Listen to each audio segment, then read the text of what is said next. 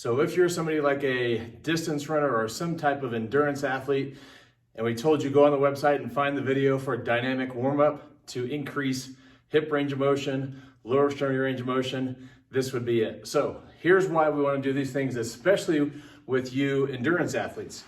You, especially runners, are not going to use much more than this range of motion, which is why you're losing this, you're losing this, you're losing this, and this.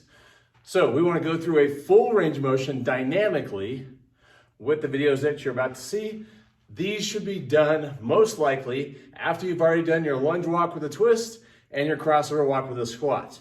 Also your isometrics. So if we prescribe those to you, do those first, do your active dynamic explosive type things that we're going to do now second.